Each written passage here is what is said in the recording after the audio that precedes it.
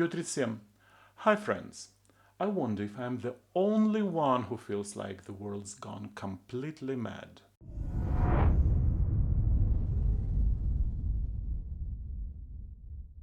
The Darwin Awards, handed out each year to people who manage to kill themselves through sheer stupidity, are probably the best proof that my feeling the world has gone mad isn't entirely unfounded.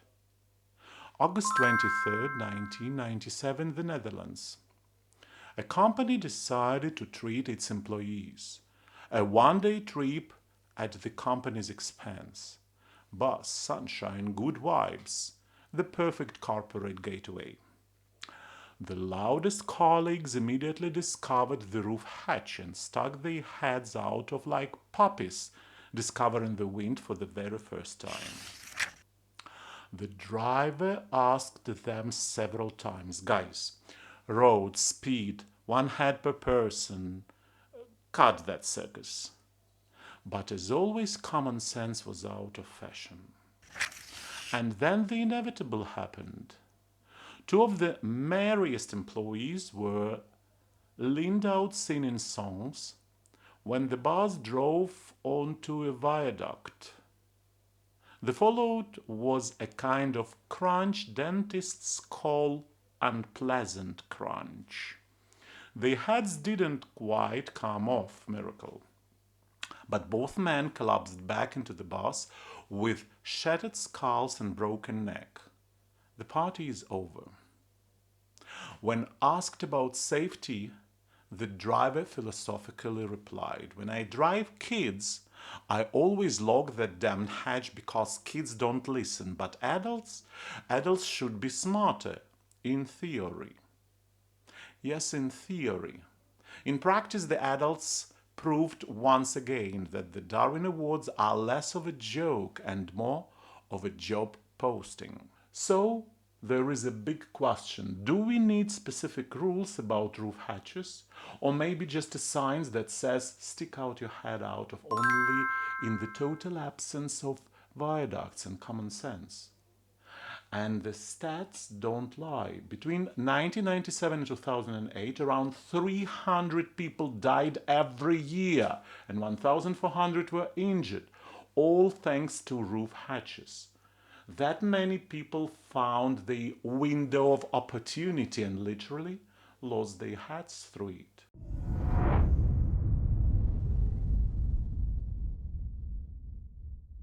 100 years ago, in 1925, an ordinary American teacher ended up in court. No, he didn't kill anyone or even didn't steal chalk. His crime was far worse. He dared to teach children what the rest of the world considered normal.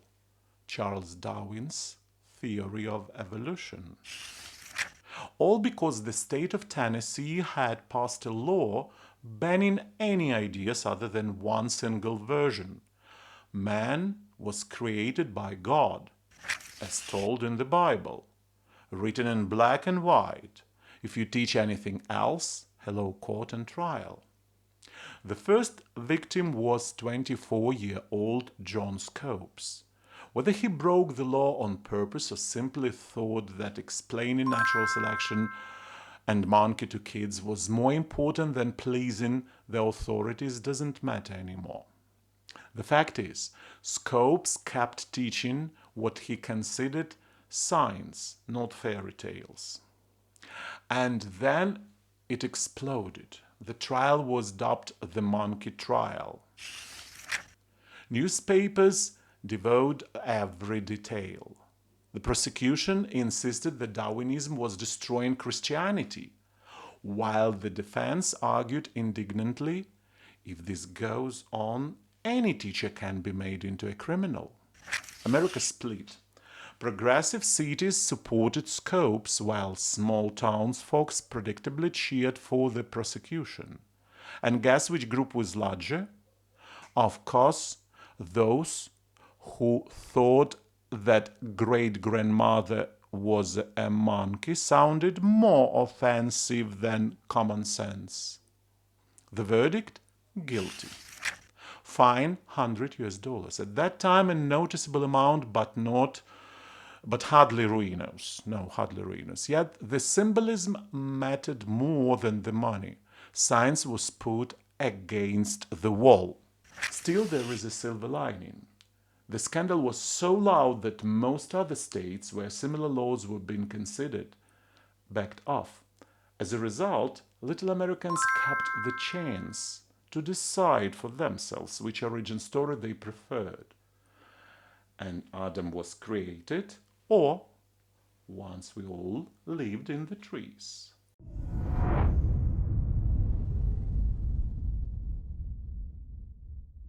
The Darwin Awards, handed out each year to people who manage to kill themselves through sheer stupidity, are probably the best proof that my feeling of the world has gone mad isn't entirely unfounded.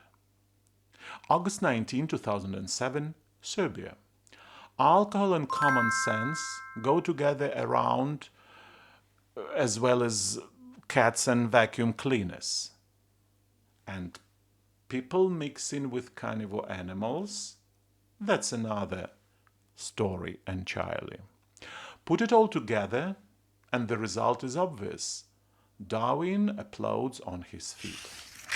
A 23-year-old man at Belgrade Zoo decided to spice up his evening, got drunk, stripped naked, and paid a visit to Masha and Misha, two bears, who definitely weren't in the mood for a romantic dinner date. His neatly abandoned clothes were left outside, as if he thought, why ruin the fabrics? Let them enjoy the fresh meat right away. The bears, unsurprisingly, didn't bother pondering his philosophy. They saw a naked, beer-scented volunteer and without hesitation carried out a live demonstration of natural selection. By morning, zookeepers found a mauled body and a pile of beer cans, a still life worthy of the Museum of Absurdity. Masha and Misha, by the way, were rather annoyed when the keeper tried to take their meal away. But eventually they let go, perhaps realizing the cuisine wasn't that great. Too much alcohol and not enough nutrition.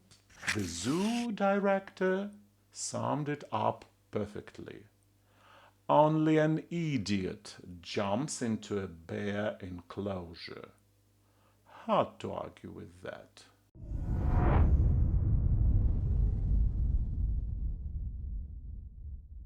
A new word in the restaurant business. Царская порция мороженого в Петербурге. В этом питерском ресторане вы можете отведать порцию шоколадного мороженого с кусочками печенья и шоколада с очень авторской подачей. Можно взять своих самых близких людей и разделить порцию. Well, of course everything is spiritually glued together in Russia. Everything breathes with those sacred foundations that supposedly unite modern Russian society.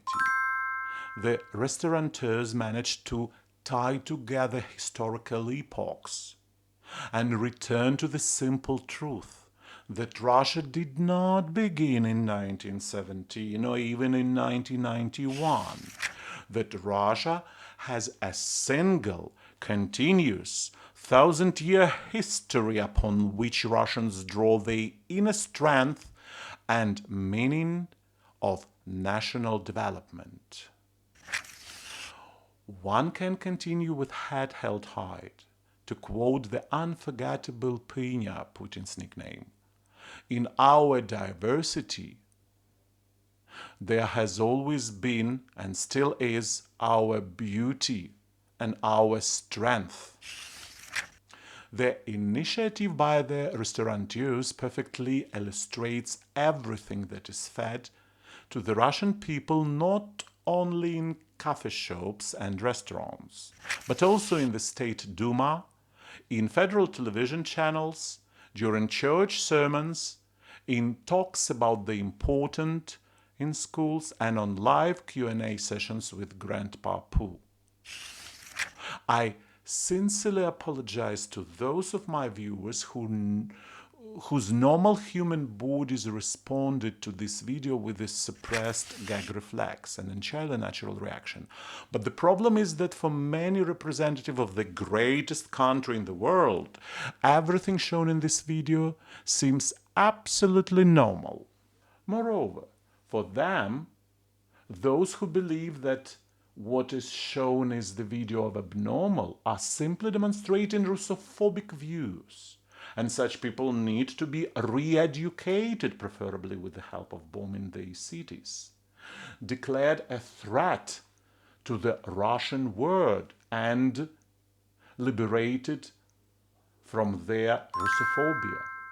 And after all this bombing and liberation, the Russians should innocently ask, and why is it that you don't love us, Russians?